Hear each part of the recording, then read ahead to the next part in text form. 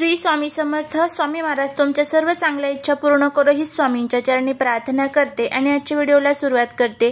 पण त्या अगोदर चॅनलवरती नवीन असाल तर सबस्क्राईब करा आणि शेजारील बेल आयकॉनलाही प्रेस करा, म्हणजे माझ्या सर्व नवीन व्हिडिओंचं नोटिफिकेशन तुम्हाला मिळेल आणि तुम्ही एक पण व्हिडिओ मिस करणार नाही.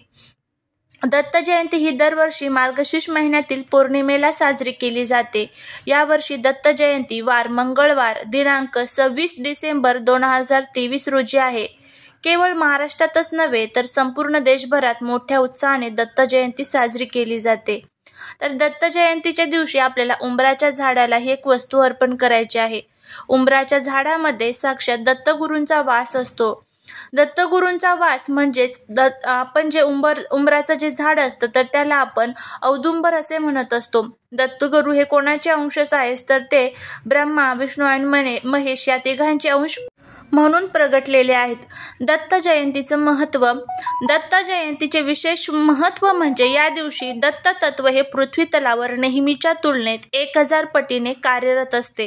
या दिवशी दत्ताची मनोभावे उपासना केल्यास दत्त तत्वाचा जास्तीत जास्त लाभ मिळण्यास मदत होते. दत्त जयंती कशा प्रकारे साजरी करावी. दत्त किंवा दत्तात्रेय हा विष्णुदेवाचा 6वा अवतार मानला जातो. दत्त जयंतीनिमित्त गाणगापूर, नसरोबावाडी, औदुंबर इत्यादी दत्तांची मंदिरे असलेल्या ठिकाणी मोठ्या उत्साहात हा दिवस साजरा केला जातो. अनेक लहान मोठ्या मंदिरात दत्त जयंतीच्या दिवशी विद्युत रोषणाई, फुलांची सजावट केली जाते. विविध कार्यक्रमांचे आयोजन या दिवशी केले जाते. सायंकाळी दत्तांची पालखी सोहळा साजरा केला जातो. दत्त मंदिरामध्ये भजन कीर्तन आयोजित केले जाते. धूप, दीप, आरती, नैवेद्य तर या सर्वांचा वाटप केलं जातं. शंख, चक्र विष्णूचे आणि त्रिशूल व डमरू शंकराचे असे प्रतीक मानले जाते. तर हे जे काही महत्त्वाच्या गोष्टी आहेत तर ह्या दत्त जयंतीच्या दिवशी केल्या जातात. तर आपल्याला बघायचं आहे की दत्त जयंतीच्या दिवशी आपल्याला अशी कोणती वस्तू उंबराच्या झाडाला अर्पण करायची आहे जेणेकरून आपल्या जीवनातील जे काही त्रास आहे तर ते सर्व दूर होतील आणि आपल्या जीवनामध्ये दत्तगुरूंची विशेष कृपा आपल्यावरती होईल. आता दत्त जयंतीनिमित्त सर्व घरांमध्ये दत्त पारायण म्हणजेच गुरुचरित्र पारायणाला सुरुवात झालेली असेल.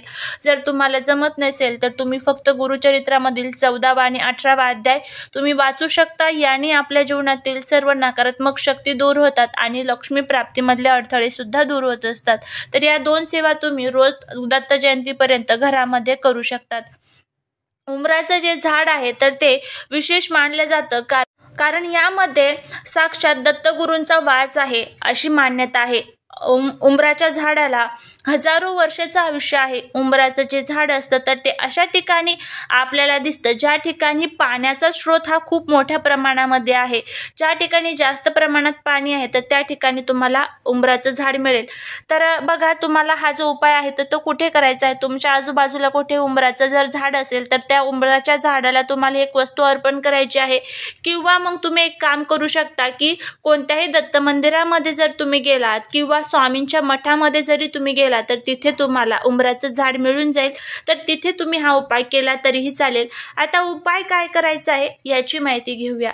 तर या उपायासाठी तुम्हाला एक प्रकारचा दिवा प्रज्वलित करून घ्यायचा आहे.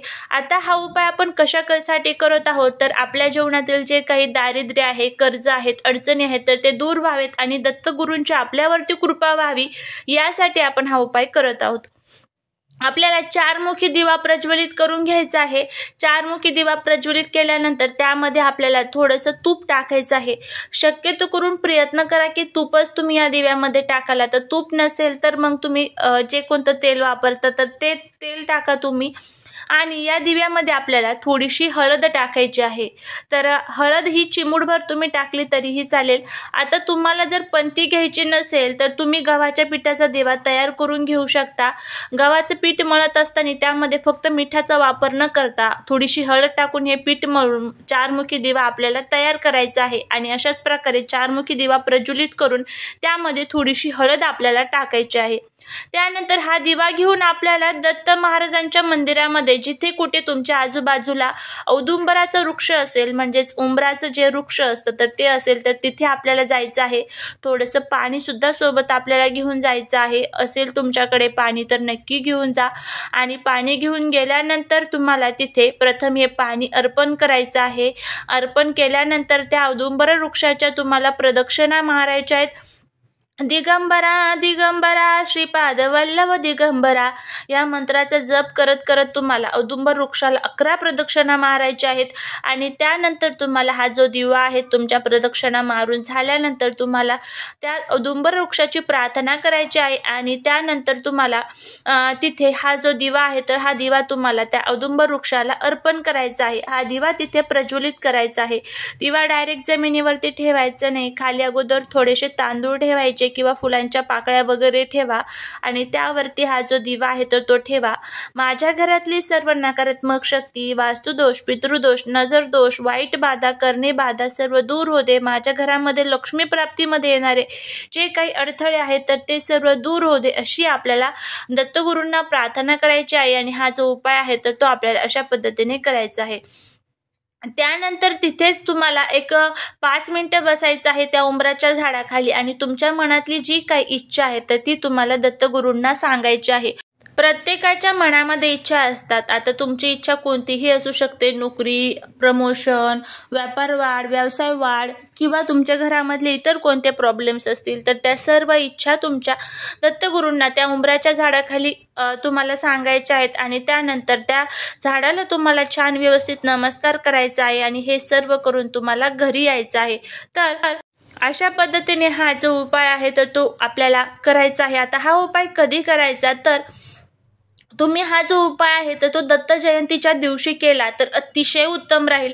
पण आता दत्त जयंतीच्या दिवशी जर तुम्हाला करणं शक्य नसेल तर मग तुम्ही आजपासून दत्त जयंतीपर्यंत कधीही हा उपाय करा. कारण मध्ये सुतक, पिरियड्स वगैरे असतात, त्यामुळे नाही जमत आपल्याला. आणि दत्त जयंती होऊन गेल्यानंतर जरी तुम्ही केला तरीही चालेल, काहीच हरकत नाही आहे. जर तुम्हाला सुतक, पिरियड्स असेल तर नंतर करा आणि जर सुतक, पिरियड्स असेल तर अजिबात आत्ता हा उपाय तुम्ही करू नका.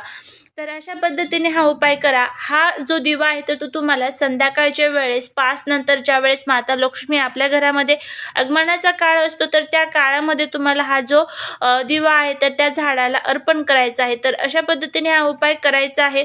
काही जर तुम्हाला अडचणी असतील तर त्या सर्व अडचणी तुम्हाला त्या उंबराच्या झाडाला, औदुंबर वृक्षाला सांगायच्या आहेत. हजारो वर्षाचं जे आयुष्य असतं तर ते उंबराच्या झाडाला असतं. तर त्यामुळे आपलं जर आयुष्य आपल्याला किंवा आपल्या घरातील जे दोष आहेत तर ते आपल्याला दूर करायचे असतील तर हा एक उपाय तुम्ही करून तर बघा. तुम्हाला अनुभव येईल की घरातील सर्व दोष दूर होतील. दत्तगुरूंची आपल्यावरती कृपा होईल आणि आपल्या जीवनातले जे काही दारिद्र्य आहे तर ते दारिद्र्य सुद्धा दूर होईल. तर हा उपाय करून बघा, नक्की फायदा होईल. आता झालेली सेवा ही महाराजांच्या चरणी रुजू करते. तुम्हाला व्हिडिओ जर आवडला तर नक्की लाईक, शेअर आणि सबस्क्राईब करा. श्री स्वामी समर्थ.